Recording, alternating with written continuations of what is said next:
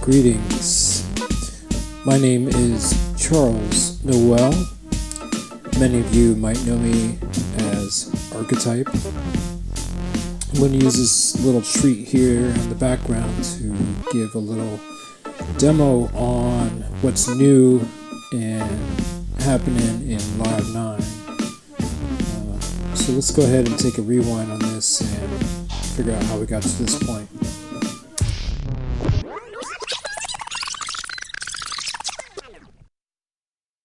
One of the new features of Live 9 is the device browser. It's been updated significantly. You have categories on the top left, which allows you to quickly get to any major category of device that's available in Ableton.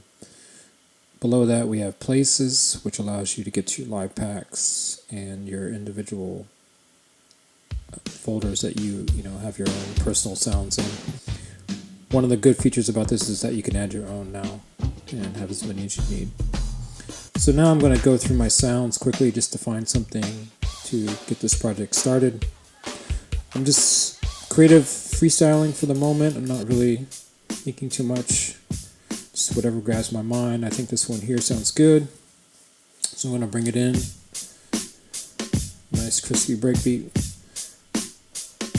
So one of the new features I want to demonstrate here real quick is the convert drums to new MIDI tracks. So this is going to take an audio track and convert it into the MIDI equivalent. So it's going to take the MIDI notes and place them in the same place rhythmically as the audio breakbeat and attach it to either an appropriate drum rack or drum machine in some cases. So you can go back and edit the drums and do what you need. So now I'm going to go into this clip and hop into the envelope section of the clip. And I'm going to go to the volume control parameter. So what I'm going to do with this volume control parameter is just quickly make a variation on this beat, maybe a few variations by drawing out some areas of the breakbeat. So this is going to allow me to draw out the hi-hats in this case, and then I'll make another variation after this where we can draw out the kick and the snare.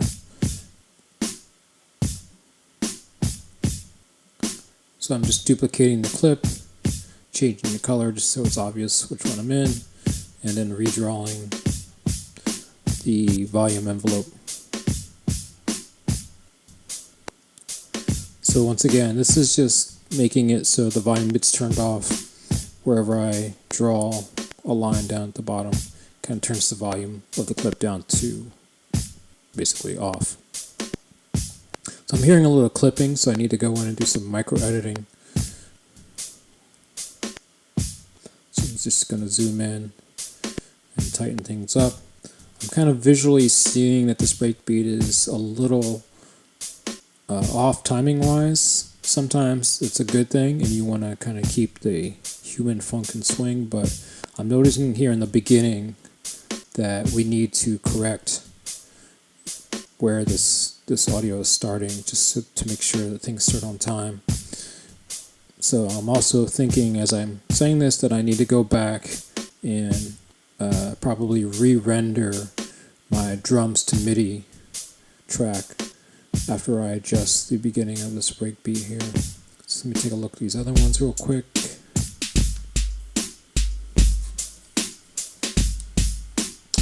Doesn't sound too bad, but we're going to go ahead and just run a tight ship and just check the warping here to make sure things are on time. Like I said, it's really more for the beginning of the track, so I think the rest of it can kind of stay as is.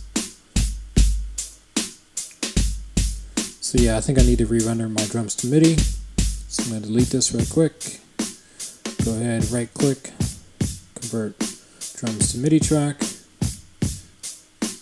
And we're back.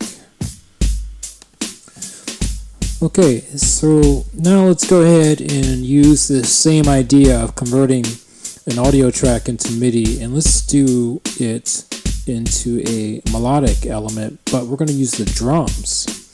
So this is maybe a little unconventional. So what I just did was I took the audio drum track and then chose convert to melody.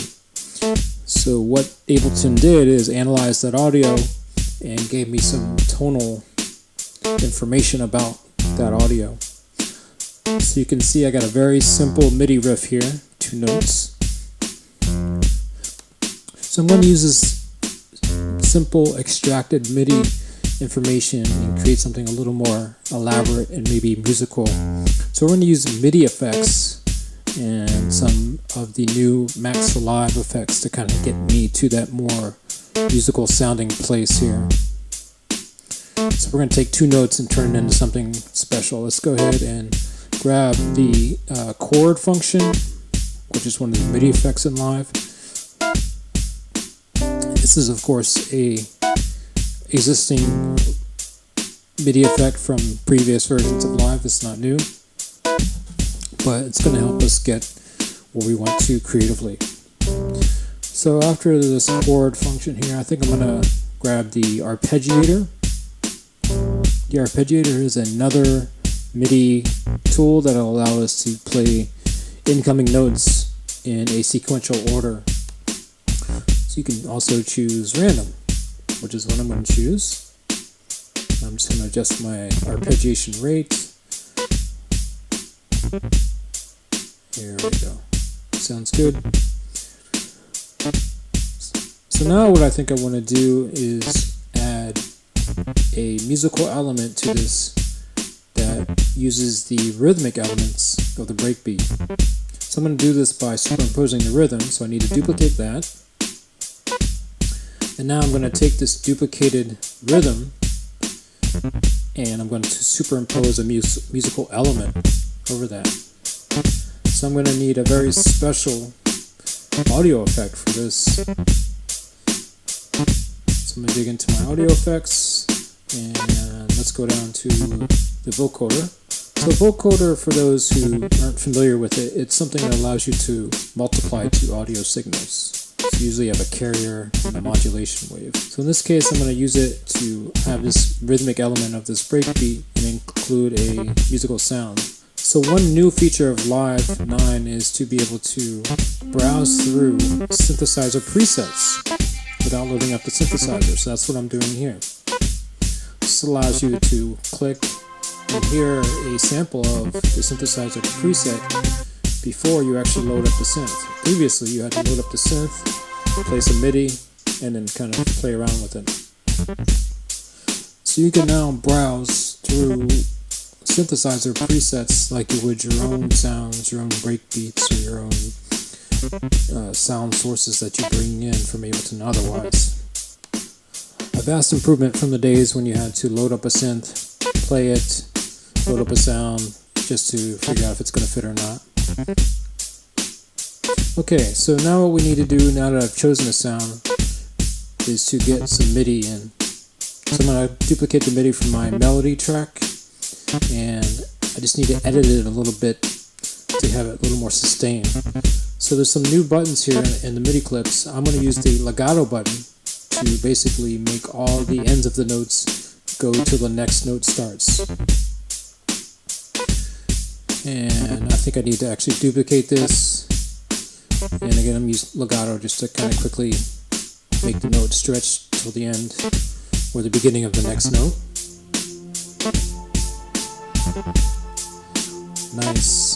So there's a nice pad sound. So I just want to superimpose my rhythm over this nice smooth pad sound. I'm going to add a little chord function to it like I did before. Might be a little bit much, so maybe I'll take out one of these. Yeah, that's it, better right there.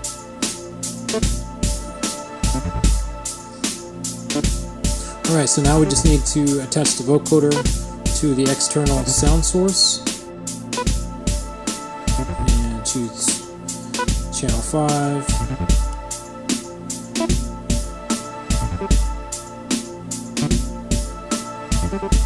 That's nice, but it's kind of following the same pattern as a breakbeat, and I think I need to Let's take a little closer listen here and see. Maybe we should change the pattern a little bit, just to make it like a little offset.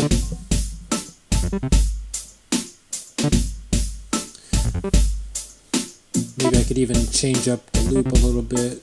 Let's just have it sound. Oh, that's nice. See a little offset there.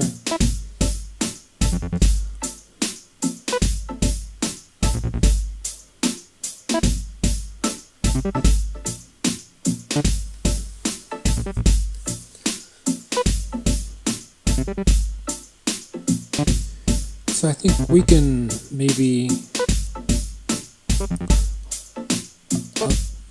up the sound quality a little bit. So I'm going to use this opportunity to introduce you to the EQ, the updated EQ8. Let's go to audio effects real quick and find the updated EQ8. So one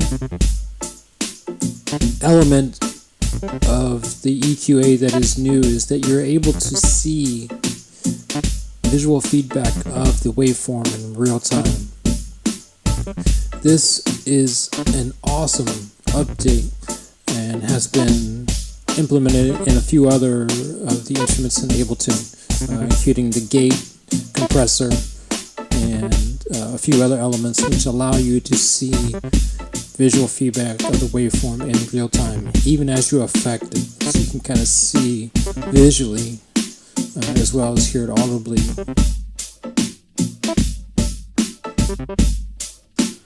Now I think I want to throw a little compression on here. Let's go ahead and bring out the new glue compressor.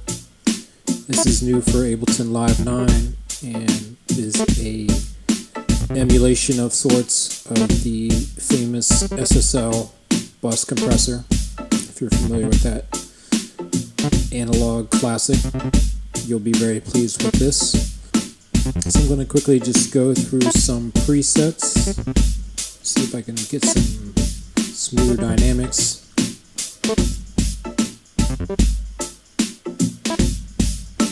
I think that's good for now.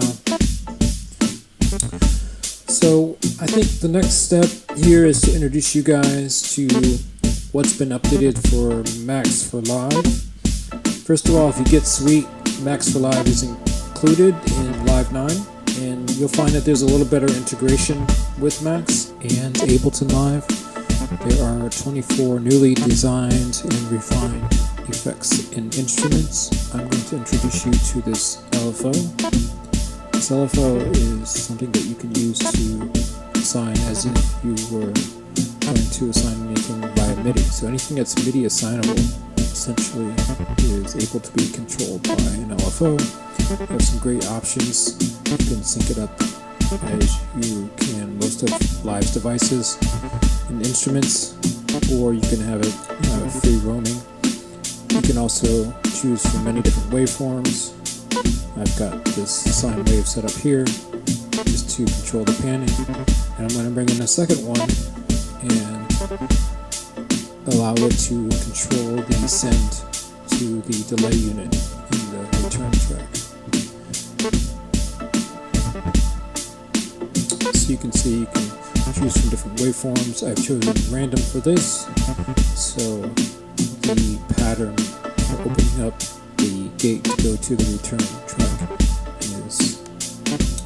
is without pattern. You can control the offset and depth to allow you to clamp or keep values into a certain range. So for example, I may never want the send to completely cut the audio off. I may want it to be louder or softer. So once again, I can use these controls to kind of help keep my values into a certain range. So I think we're ready to move on. So now I think I need a bass sound to go along with this creation of mine. So I'm going to go into Live's browser here and type in the word bass. so I can quickly sort through all the bass presets in all the instruments. So I clicked on the word instruments and typed the word bass, and then every instrument that has a bass preset automatically comes up in my listing. And as I mentioned before, I can click to preview presets, and this conveniently allows me to browse through all instruments that have bass sounds without bringing anything into my live set. Very convenient. Found something that I liked, so we need to bring our MIDI theme over and integrate it into what we're doing. So now I can duplicate the MIDI clip, bring it into my track. It sounds okay, but I think I want to transpose it down an octave. One of the newer editing MIDI features for clips in Ableton is to be able to type the lowest transposition value of a note in a clip and have all the notes transpose proportionately down to that value. So that's what I just did. I just typed down from F1 to F0. Okay, so I'm going to add another LFO and map this to an actual synth. As I said before, the LFO is something that you can use to modulate anything that is MIDI mappable. So anything you could map a MIDI continuous controller to, you could also map an LFO from the Max for Live effects to as well. So I've assigned the two LFOs to the two filters for the analog synth that I have in this track for my bass sound.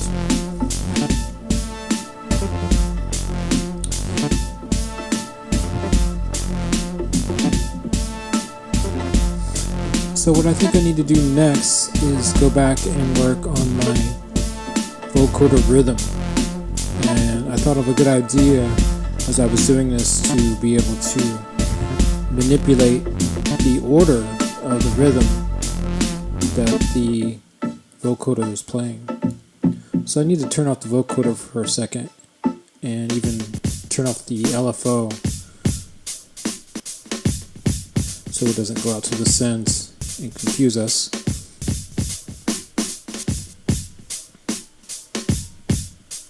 So I'm going to bring out a buffer shuffler, and this is going to allow me to again have that visual feedback that you saw in the EQ8, which is also available in the gate in the compressor, and allow me to visually see where I'm placing rhythms in order. So it's a very easy way to slice and dice any kind of rhythmic elements, and even melodic elements if you have those. So you can easily see visually what's going to play at any given point by sliding the little blue knobs up and down, and at the very bottom you can tell the slice to play backwards, forwards, or not at all. Now keep in mind this is just part of a melodic element of my production, so I want it to be a little awkward and even off to kind of counter the straightforward melody of the breakbeat. So I'm just searching for some rhythms here that can help offset the vocoder melody from the original rhythm of the breakbeat. So this is an easy way again to slice and dice a rhythm, move things to where you need them to be. Okay, bringing the vocoder back in, getting it back to where it was.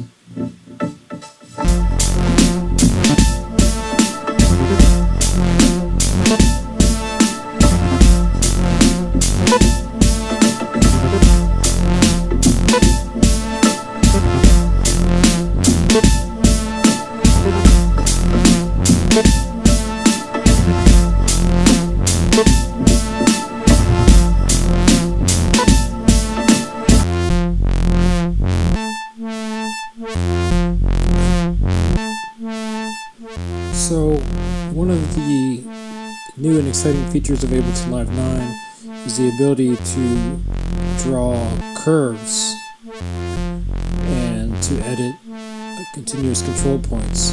Everything's been streamlined and made easier to use. Now you just have one click to add a node at any given point. So it's quite easy to add new points and just drag them to where you want them to go. I'm going to use a pitch bend on this one.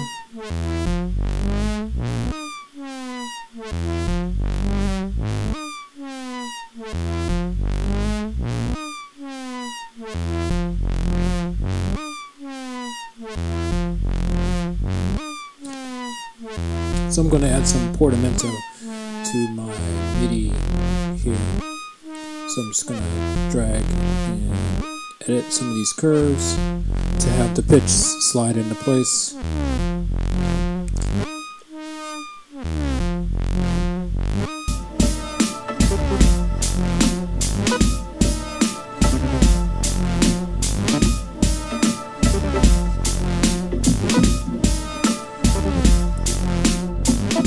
So this concludes my Ableton Live 9 demo. This is the point where we met at the beginning of the video. A complete and thorough listing of all the new features of Ableton Live 9 is available on the Ableton website at ableton.com. To parallel the release of Ableton Live 9, Ableton is also releasing a new controller that has been developed in conjunction with Akai called Push.